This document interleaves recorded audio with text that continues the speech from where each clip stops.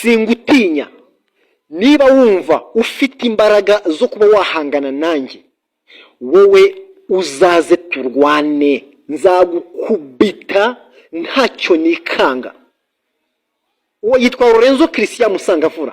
Mbabarira gato ukurikire ikiganiro cyatambutse kuri uyu munsi, hanyuma umbwire niki wumvisemo. Rwose ndatabaza. Batabaza iki se? Ni gute postinga amakuru ya APR abantu bakambwira ko ntemere gupostinga amakuru ya APR? Ukeneye kumenya imbuga nkoranyambaga APR postingwa n'abantu bameze gute? Iyo mpuye n'abafana kuri stade, nkabatunga mikoro, babandi bareba umupira, ko nta uranyiyama.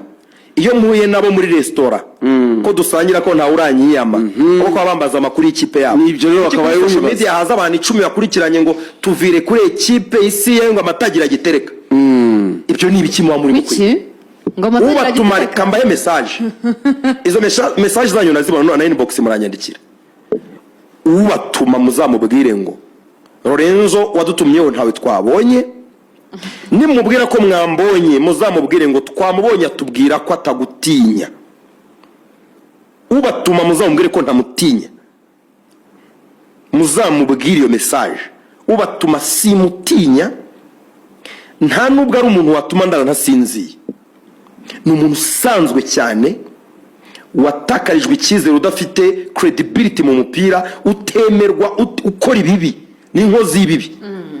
Namwe rero atuma mugatumika muri inkozi z'ibibi. Abafana banya boduhurira ku kibuga kuri stade turana umupira.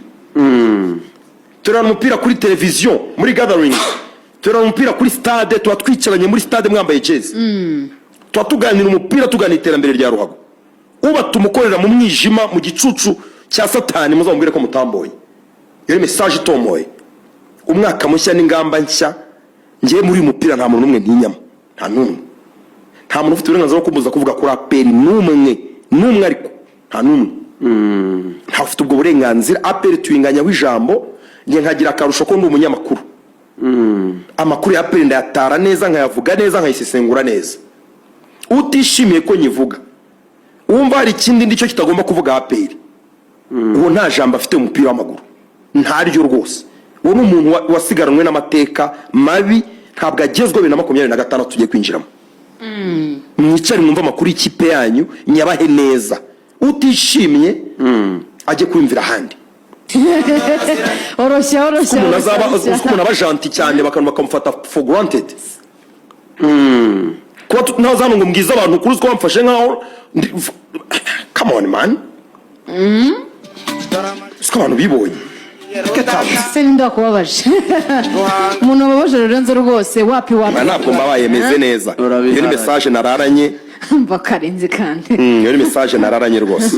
Arabihara. Nabwira ko Denis Omedi rutazamu APR atsindiye Uganda. Umuci intege. Nabwira ko Denis Omedi atsindiye Uganda igitego. Abakinnyi bahagarariye APR muri CAN. Lorenzo arabihara. Umwe atsinze igitego iminota mike hawe. Kazumbwira nonsense. Wabonye uriya muntu ugezweho ati nonsense. Nonsense. Ndimo nabwira amakuru meza y'abakinnyi banyu, ndimo ndabakumbuza, ndimo ndamotiva mujye ku kibuga mwaragize mukanze n'ibintu nk'ibyo. Bamanura imitima y'umwe n'umukara. Batazi ubwenge ni kuva ubundi bahawe ikaze umupira ryo. Ntabwo Medi. Nakubwiraga nturabiharaye. Ndeka mbiharare. Ibyo twabibayemo turabihaga. Ntabwo bikiducira ishati.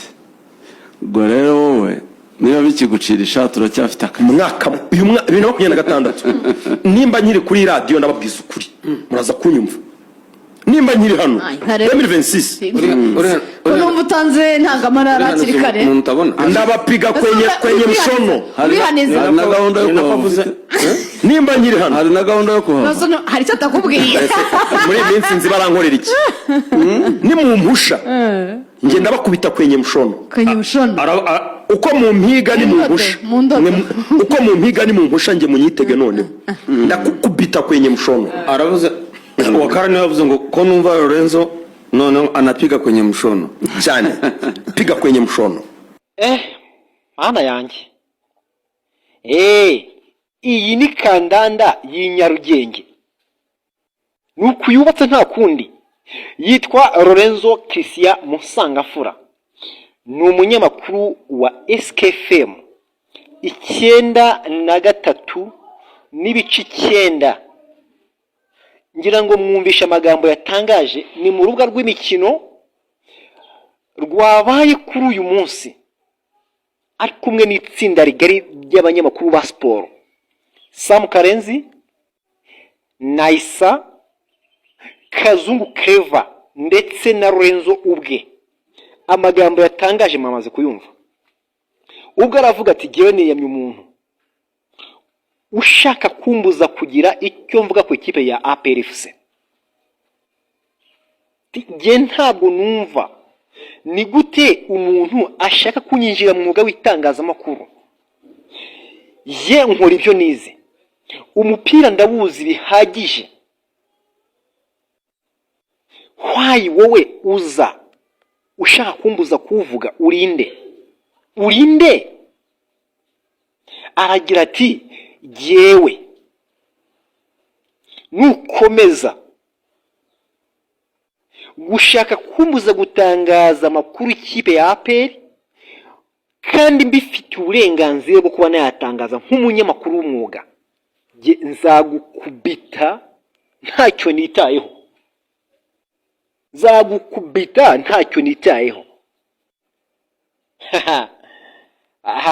Hako nanjye nkibaza ubundi ko twese hari ibyo dushoboye. Ngishobora kuba navuga, nawe ubwawe hari ibyo ushoboye kuba wakora utavuga ugakora n'amaboko yawe. Kuki wumva ko umuntu ugomba kumubangamira mu nshingano ze? Urinde ubundi wowe. Hari amategeko n'amabwiriza yishe agenga umwuga we ntayo. Ikintu cyica ibintu rero twese turebere ibintu mu mfuruka mbi, mu mfuruka y'ibintu bibi, muri angre nakita ngo yuheza nguni. Reka nkoresheje ijambo I'm sorry to say so.